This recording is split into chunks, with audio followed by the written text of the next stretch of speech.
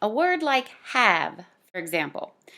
Learners, especially if you're using the secrets, will relish opportunities to come up to you and express when they have identified that a secret didn't work.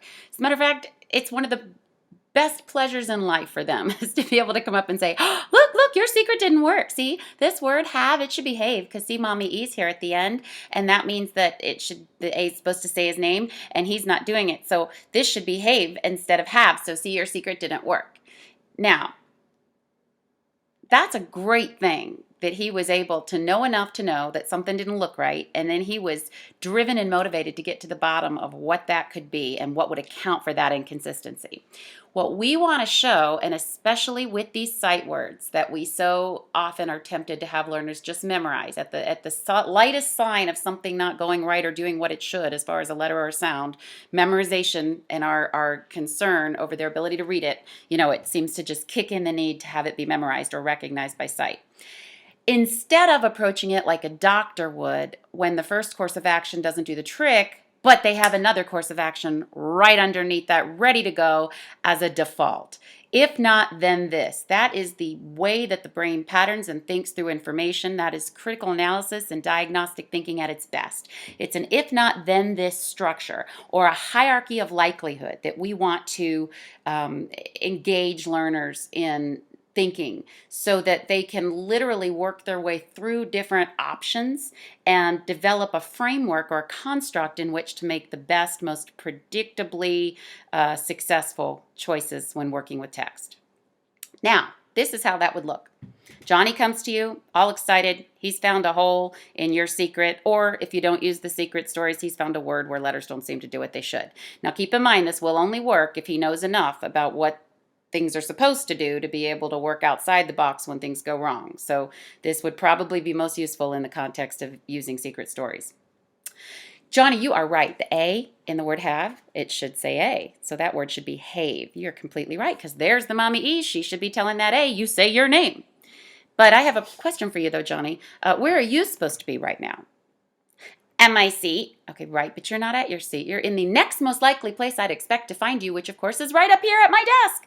Do you know, just out of curiosity, Johnny, where the third most likely place is that I would go to look for you if you weren't at your seat or at my desk? The bathroom, because I know that's the next most likely place I would find you because you love to spend your time in there. Now, I would never think to go look for you in the cabinet of the art teacher's classroom because that would be weird. Why would you go there? Letters are just like you. They don't just lose their mind and do whatever they want. A's not going to say B.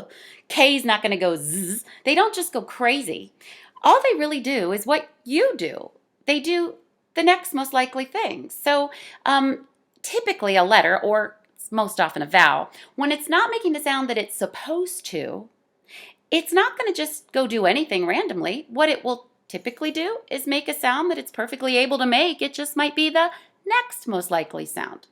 So Johnny, what other sound can A make? Well, it can say ah, but it's not supposed to. It's supposed to say A because mommy E's there. Yes, I know, Johnny, but again, where are you supposed to be right now? At my seat. Okay, right, but you're not. You're up here by my desk. So what else did you say that A could say? Ah. Okay, let's just try it and see if that works, okay? So here we go. H, ah, v. Did it work? Yeah. Now, it is a little weird that we had to cover up our mouth with Mommy E at the end since she didn't really tell the vowel to say his name anyway. But at the end of the day, the goal of the game was met. We were able to read the word. Therefore, no reason to stick it in jail. As a matter of fact, why would we want to put it up as a sight word to be memorized and then forego all that wonderful diagnostic critical analysis that we got to go through to come up with our next most likely option for that word? That is such a more valuable process to be able to engage in and take away from than just the ability to say the word have faster. Because I would argue that they'll be able to say the word have as quickly as you and I say the word have. But it won't be because they memorize it. It'll be because they'll, I get so excited I can't talk. It will be because they are proficient readers, writers, and most importantly, thinkers. That's really the key. You can teach thinking, teach patterning by using reading and writing and text as a vehicle toward the critical thinking goal.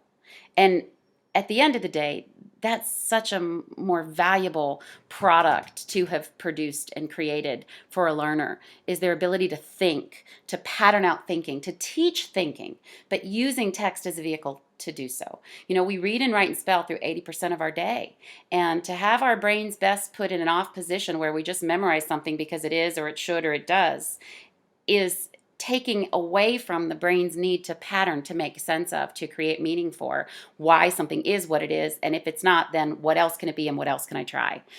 Those are the key components to teaching learners how to think.